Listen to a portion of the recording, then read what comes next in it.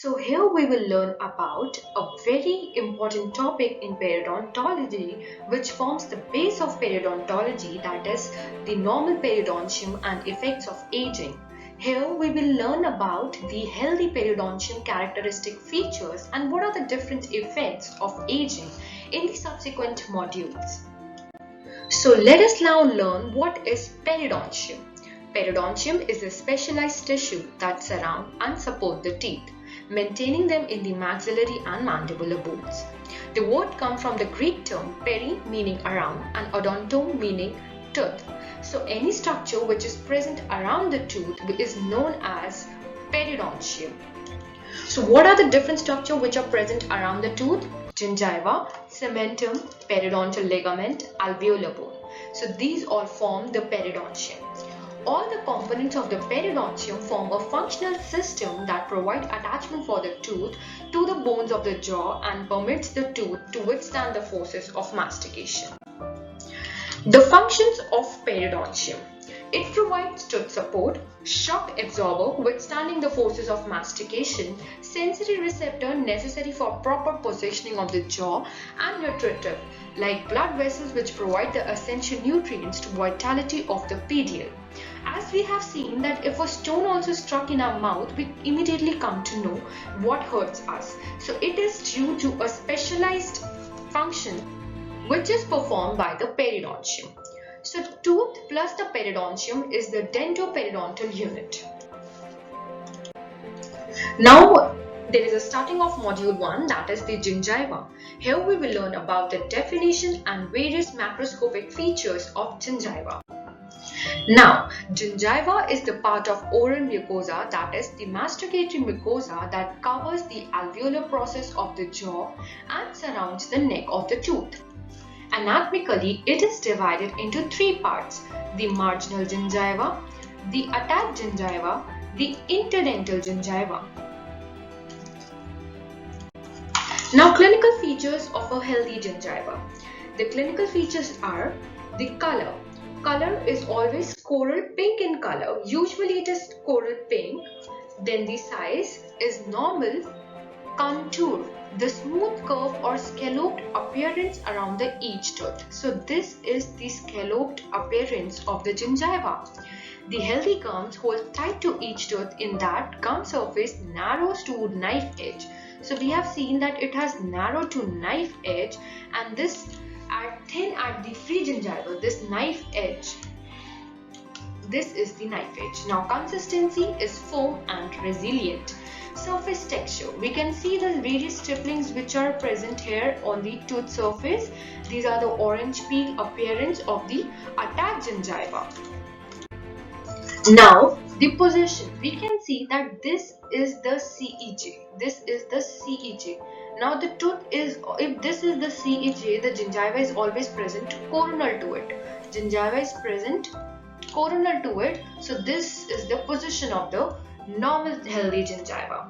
Bleeding on probing. Whenever we probe, the bleeding is absent. That is a feature of a normal healthy gingiva. Exudate. Exudate is the pus. So there is no pus. It is only seen when there is any inflammatory condition.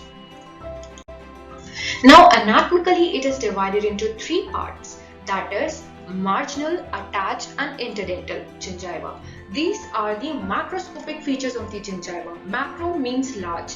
Large that we can see by our eyes, that we can see it clinically. The marginal gingiva is the terminal edge of gingiva surrounding the teeth in a collar-like fashion.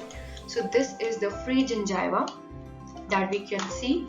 It is well adapted. This is the tooth and it is well adapted to the tooth, and between the two there is the gingival sulcus which is present. It is not attached. It is not firmly attached. It is having a gingival sulcus in between.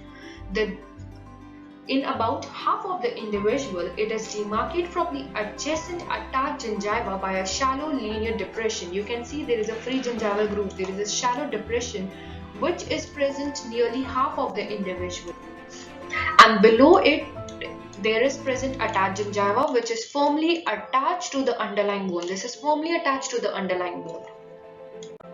Now, marginal free and attached gingiva, stipplings are absent in it. Please note that these stipplings that you can see, these stipplings are absent in the marginal gingiva. They are only present in the attached gingiva. Gingival sulcus. Gingival sulcus is the natural space between the surface of the tooth and the surrounding gum tissue. You can picture the sulcus as a tiny V-shaped groove around the circumference of the base of the tooth. Now you can see that this is the free gingiva and this is the tooth. In between is present is the gingival sulcus. Now what are the boundaries of the gingival sulcus? On either side there is free gingiva and the gingival and the tooth is present. And you can see that coronally it is present, gingival margin is present coronally, and you can see the base is formed by the junctional epithelium. Junctional epithelium, this is the point of attachment of the junctional epithelium which is tightly adhered to the tooth surface. It is known as the junctional epithelium. So base is formed by the junctional epithelium and coronal portion is formed by the gingival margin.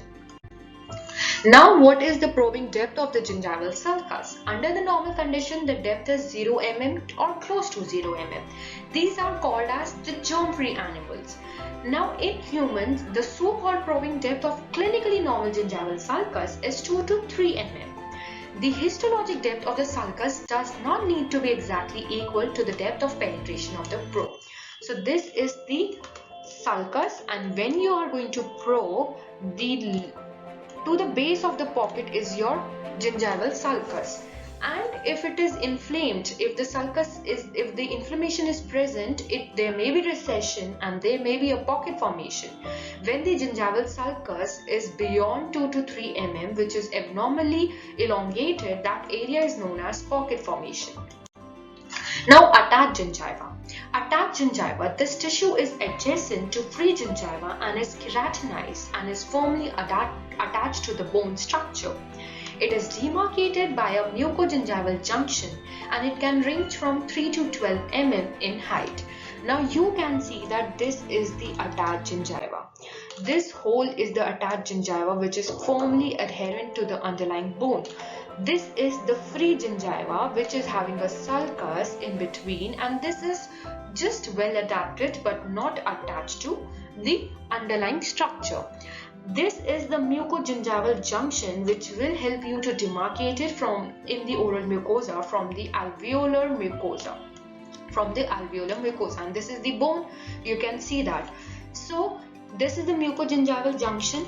This is the whole total depth of the gingiva. This is the whole width of the gingiva, and if you might subtract the free gingiva from it, you will get the attached gingiva. Now we will learn about it in the subsequent slides. Now, it varies in the different areas. It is greater in the maxilla than in the mandible, and you can see that the dimensions of the attached gingiva is greatest in the maxillary incisors, whereas in the mandibular first premolar area, it is the least width which is of the attached gingiva which is present. It is increasing with the age and it is supra-erupted. In the teeth which are supra-erupted, it is increased. Why it is increased? Because the mucogingival line is at the same line. It will always remain throughout the life. It will remain at the same level. So when the tooth will supra-erupt, the gingiva also erupt, the attached gingiva width will also increases. Now, what are the different methods to find the width of the attached gingiva? Now, first method is anatomical method or the measurement approach method. Lip or the cheek is stretched to delineate the mucogingival line, and at the same place you are probing into the pocket to measure the depth. So whenever you are going to probe till the probing depth, it is the pocket depth. And what is the total width of the gingiva? You will demarcate it from the mucogingival junction. So you will see that this is a mucogingival junction in the oral cavity, which is above that the alveolar mucosa, which is more pink, more red in color, whereas the attached gingiva is less pink. So mucogingival junction you can see clinically. So from the mucogingival junction to when you subtract the pocket depth, you will get the total width of the attached gingiva. Then comes the roll test. Roll test is to first mark the mucogingival line by pushing the adjacent mucosa coronally with a dull instrument. If the gingiva moves with the instrument, the width is inadequate, as the gingiva with adequate width will not move due to firm attachment to the underlying bone. And there is also a more reliable method of identifying the mucogingival junction is that you will take a side of the periodontal probe or similar blunt instrument and you will roll the alveoli in a epicoronal direction, and since the alveolar mucosa is mobile, it will roll up ahead of the blunt instrument. Histochemical test. In this test, initially you have to paint the gingiva and oral mucosa with Skeller's or Lubol solution. This will stain the keratinized epithelium, that is attached, marginal and interdental gingiva. So measuring the total width of the stained gingiva, that is the total width of the gingiva, minus the sulcus or the pocket depth from the calculated total width is the width of the attached gingiva. Another test and the last test is the tension or the functional test. It is by stretching the lip or the cheek outward and forward you can mark the mucogingival line. And if the free gingival margin moves during the stretching, then the attached gingiva is considered to be inadequate, as it is not firmly attached because the width is inadequate. Mucogingival junction. The mucogingival junction is the important landmark between the coronally positioned attached gingiva and the apically placed alveolar mucosa. It remains stationary throughout the life. This anatomical feature is located on the three gingival surfaces, namely facial gingiva of the maxilla, facial and lingual gingiva of the mandible.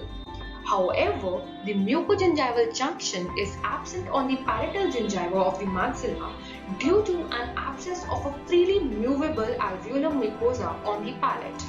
The parietal gingiva of the maxilla extends with the parietal tissue and bounds to the underlying parietal bones. We can see here that this is the mucogingival line which we have created here. It helps to differentiate between the alveolar mucosa and the attached mucosa. Then comes the interdental gingiva. Interdental papilla is also known as interdental gingiva. It is the part of the gums that exists coronal to the free gingival margin. This is the free gingival margin and it is present coronal to the free gingival margin on the buccal and the lingual surfaces of the teeth, and it occupies the gingival embrasures. We can see that between these two teeth there is an embrasure which is being present, and the gingiva which is present between them is known as interdental gingiva. It is a tent-like or pyramidal in shape on facial aspect and wedge-shaped on the lingual aspect. It has the three parts: facial papilla. Here it is on the facial part, it is shown as the facial papilla. On the lingual side, it is lingual papilla, and coal is present between the interproximal side. Note that it is not seen in case of diastema. In case of diastema, interdental papilla is absent. Point to be noted. Then comes the coal. It is a valley-like depression of the interproximal contact area connecting lingual and buccal interdental papilla. It is lined by non-keratinized epithelium and it is thin. Epithelium lining of coal is similar to junctional epithelium as both have the same origin, that is dental epithelium. The morphology differs in anterior and posterior teeth. Anteriorly it is shaped like a pyramid and posteriorly it is flattened. During the inflammation, coal is exaggerated. Here different coal of different areas has been given. This is coal area of the incisor tooth. You can see that it's pyramidal. When it comes to the posterior aspect, the premolar and molar areas, you can see the different dimension. It is less widened and it is more widened in the molar area. This is the coal area of the different tooth. And here we can see that this is coal. This is the coal which is connecting the lingual papilla and the facial papilla. Then comes the Norland and Tarnos classification. It is used to assess the height of interdental papilla. Norland proposed a classification using 3-point reference, that is the contact point, the CEJ, which is apical extending, and interproximal CEJ. So this is the interproximal CEJ, this is the apical CEJ, and this is the normal contact point. It is interproximal because this CEJ is between the proximal areas. Now they classified into 4 categories. One is normal. Interdental papilla is filling the whole area, the whole embrasure, and it extends to the interdental contact point. Then is the class 1. The tip of the interdental papilla is between the interdental contact point and most coronal extent of the DEJ. It is between them. Then comes the class 2. The tip of the interdental papilla lies at or the apical to CEJ, that is interproximal CEJ, but it is coronal to the apical extent of the facial CEJ. As we can see here in the picture, it is coronal to the apical CEJ and it is apical to the interproximal CEJ. Class 3. The tip of the interdental papilla lies at the level apical or facial, apical to the CEJ.